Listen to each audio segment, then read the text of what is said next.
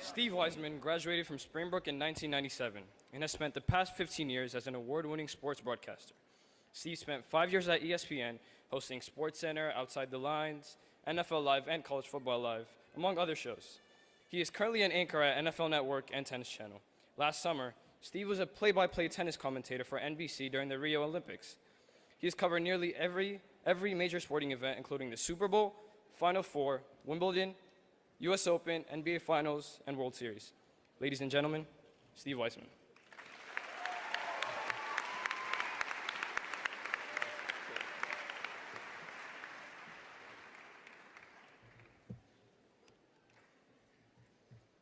Good morning. How's everyone doing?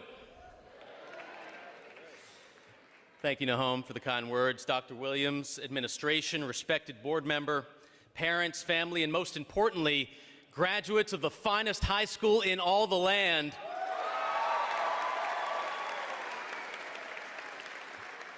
Thank you so much for having me here today. Springbrook class of 2017, congratulations.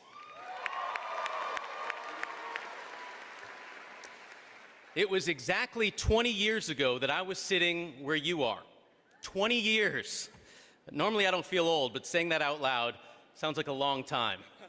The Honorable Michael Durso, he was my principal. He handed me my diploma, and now he runs like the entire education world. So it is such an incredible honor to be in front of you today. Let me start by saying that I don't remember one thing my high school graduation speaker said. I don't have the slightest idea who he or she was. I tell you that for two reasons. One, you can be extremely successful no matter what anyone says. And two, it sets the bar super low for myself. So if any one of you remembers me or my words, this has been an incredible success. With that said, here are some things I've learned along my journey that I hope will help you in yours. I like to break down life into three parts: sleep, work, and everything else. There's 24 hours in a day. Now, according to the National Sleep Foundation, and yes, that's a real thing, you should sleep 8 hours a day. That's a third of your life. So you should have the best mattress, pillows, and sheets that you can. Because financially speaking, over time, it's not that much more expensive to make a third of your life 100% perfect. Just like that, done. Next, most people generally work 8 hours a day. So love what you do. Be passionate about it. There are so many people that don't even like their jobs. That means they're starting life with barely a passing grade.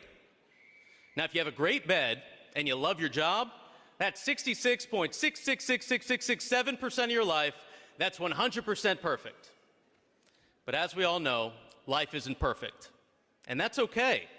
The struggle is real. Y'all know that. But overcoming it is more revealing. There's no scientific formula to get the final third right. That involves family, friends, and relationships, areas where love and luck play a role. Luckily, here are some tips to help. First off, be yourself. The amazing thing about the human race is that we are all unique. Each one of you is special in your own way, a different fingerprint to put on this earth. So be yourself. In television, it's practically the only thing that sets you apart. Maybe it's your humor, your smile, the way you walk, how you make people feel, your style, your brain, your swagger. Embrace it and don't let anyone fit you into their box. When I got to ESPN in January of 2010, I was 30 years old. I had just been out of work for 5 months and on unemployment. That's right, 5 months before working at the worldwide leader in sports, hosting SportsCenter with Stuart Scott, Kenny Mayne, and Linda Cohn. I was collecting money from the federal government to pay my bills. I was living in Philadelphia and had been working for Comcast Sportsnet for 3 years when my show got canceled. I tell you this for a couple reasons. One, pay your taxes, because while it's no fun to have your salary cut, you never know when you might need it. And two, because that didn't change who I was or what I wanted. I had been working for 8 straight years, starting in a small town called Alpena, Michigan, You've probably never heard of it. My first story was ice fishing. I was grinding, shooting my own video, editing my own video, producing all of my own content, running my own teleprompter. Anything you could imagine, I did it myself, and at times made less than minimum wage doing it. So when I lost my job, I knew it wasn't because of me. It's just the nature of the business. So I chose to work instead of wallow, be appreciative instead of apathetic, and embrace instead of forsake. I chose to work instead of wallow, be appreciative instead of apathetic, and embrace instead of forsake. I did not waver. Then after a few months, I got an audition at ESPN, was hired 2 weeks later, and hosting SportsCenter a few months after that. Now, ESPN is awesome, and I will always be grateful for my 5 years there.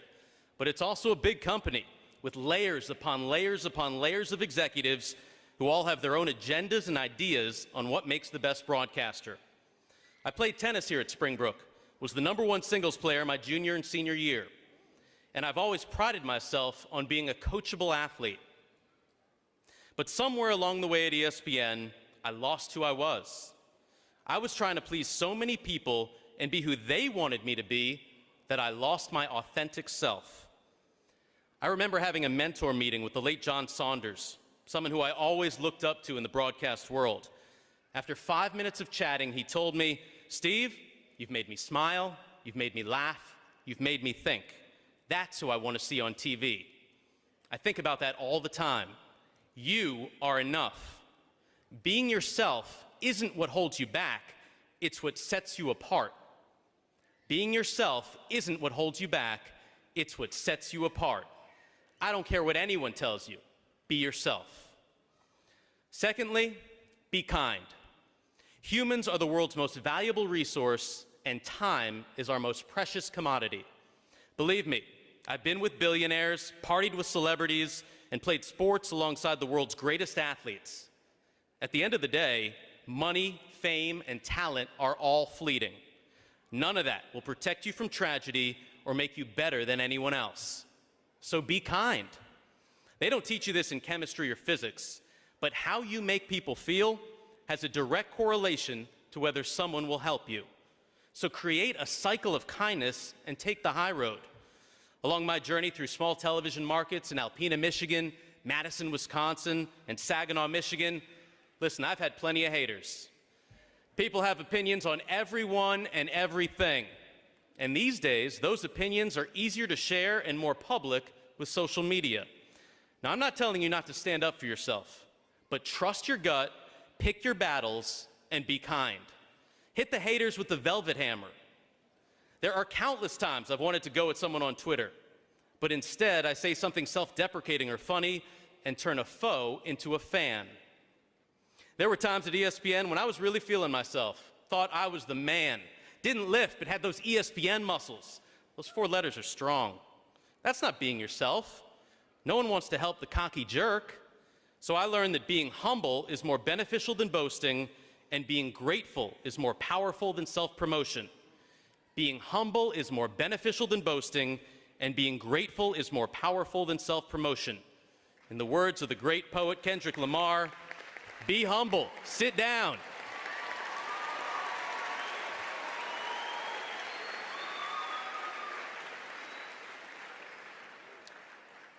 Finally, and I would say most importantly, call your mom.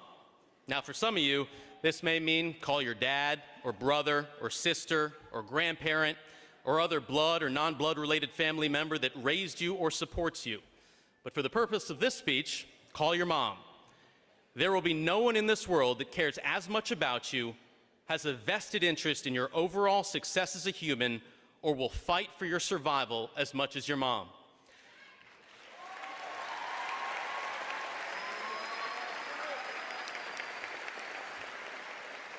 So call her, tell her you love her, and do it often. They told me not to give any individual shout-outs today, but my mom is in attendance somewhere. I love you, Mom.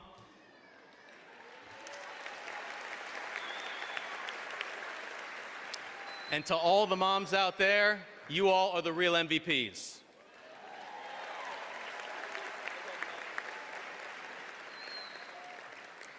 If you call your mom, are a kind human, and let your authentic self shine, the universe is yours. But if you're like me and forget your high school graduation speaker, just remember to get a great bed, and you can rest easy knowing that a third of your life is set. Now, this is 2017, so the philosophical question of if a tree falls in the forest and no one is around to hear it, does it make a sound, has become, if I don't post this on social media, did it even really happen? So please indulge me in a selfie right now.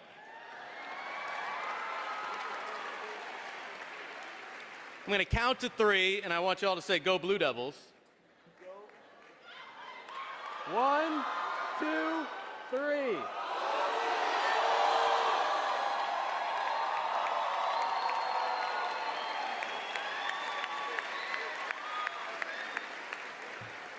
That was awesome. From the bottom of my heart, thank you so much for having me here today. Congratulations. It is your time to conquer the world. I am so impressed with all of you. Go Blue Devils!